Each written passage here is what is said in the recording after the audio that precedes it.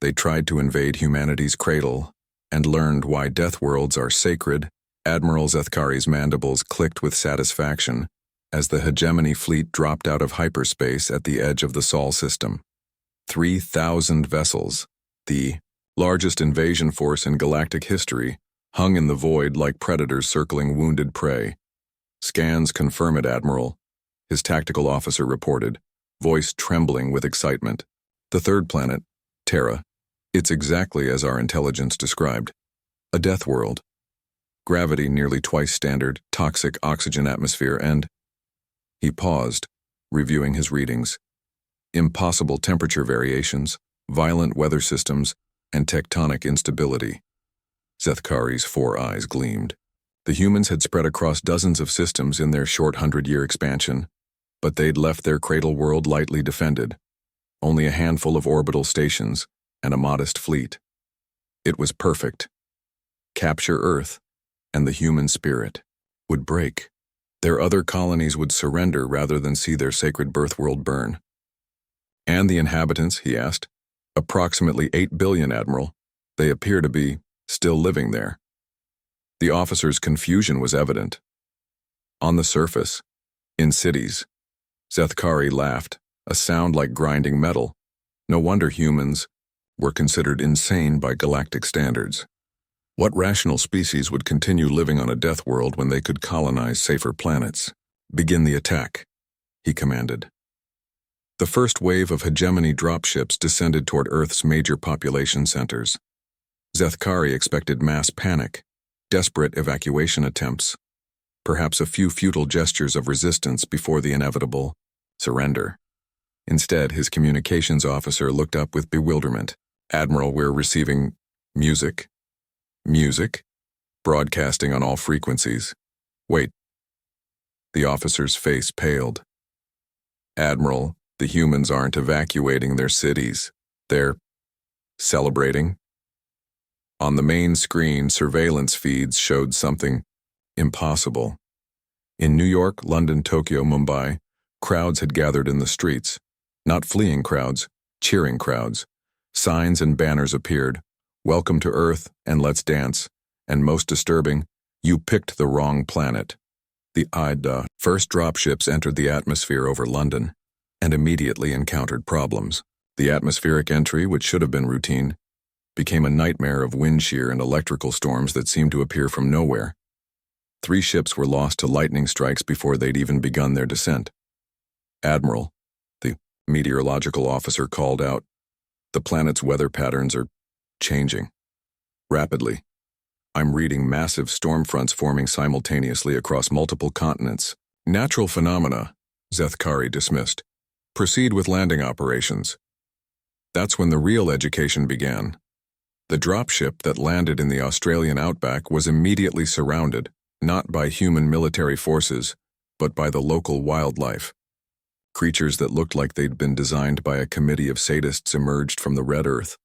Spiders the size of dinner plates, snakes whose venom could kill in minutes, and something called a cassowary that their database flagged as potentially more dangerous than their own shock troops. The landing party's environmental suits began failing within hours, not from combat damage but from corrosion. The very air was hostile, and the local bacteria was attempting to dissolve their equipment. From the Amazon, reports came of soldiers lost in vegetation so dense it was like fighting in a green labyrinth, while plants released toxins that bypassed their filtration systems. In Siberia, the cold was literally freezing their weapons solid despite their supposed climate adaptation. But the humans thrived in all of it. "How is this possible?" Zethkari demanded as reports flooded in of his forces being systematically dismantled not by human technology, but by the planet itself. "How do they survive here?" His xenobiologist pulled up the human genetic records they'd studied. "Admiral, look at their evolutionary history. This species didn't just adapt to one environment, they adapted to dozens. Desert, Arctic, jungle, mountain, coastline. Their bodies regulate temperature across a range that would kill most galactic species. Their immune systems fight off pathogens we can't even detect. And their endurance." The report was interrupted by an incoming transmission from the surface. A human face appeared on screen, female, middle-aged, wearing what appeared to be gardening clothes and smiling pleasantly. "Hello there," she said in accented English that their translators rendered. In Standard Galactic, "I'm Margaret O'Brien from County Cork. I wanted to let you know that your lads who landed in my back garden are in a spot of trouble. See? They've wandered into my rose garden, and I'm afraid I use quite a lot of natural pest control. Nothing harmful to us locals, mind you. But your boys seem to be having a reaction to the ladybugs." The transmission cut to show hegemony soldiers in full combat armor, fleeing from insects barely visible to the naked eye. "If you'd like to collect them," Margaret continued, "they're hiding behind my greenhouse. Fair warning, though. I've got the sprinkler system set to go off in 10 minutes, and it's loaded with compost tea. Lovely for the plants, but I wouldn't recommend it for the likes of you." More reports cascaded in. In Mexico, soldiers were defeated by altitude sickness in what humans considered a normal mountain city. In Bangladesh, the monsoon rains had turned their landing zone into an impassable swamp. In Nevada, the desert heat was cooking their troops, alive inside their own armor. And everywhere, humans were not just surviving but fighting back with a ferocity that defied explanation. They used the weather as a weapon, turning hurricanes into strategic advantages. They employed local fauna as allies, somehow communicating with creatures that should have been mindless beasts. They fought in conditions that should have killed them and kept fighting when they should have died.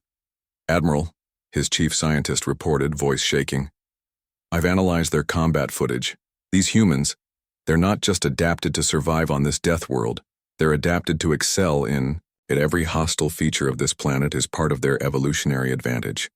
The gravity makes them stronger. The weather makes them resilient. The toxins and pathogens make their immune system superior to anything in known space." Zethkari stared at the tactical display showing his forces in full retreat. 3,000 ships reduced to fleeing survivors in less than 12 hours. Not by human technology or superior numbers, but by the planet itself, defending its children. "The death world," he whispered, understanding finally dawning. It didn't create weak survivors, it created apex predators. A new transmission appeared on screen.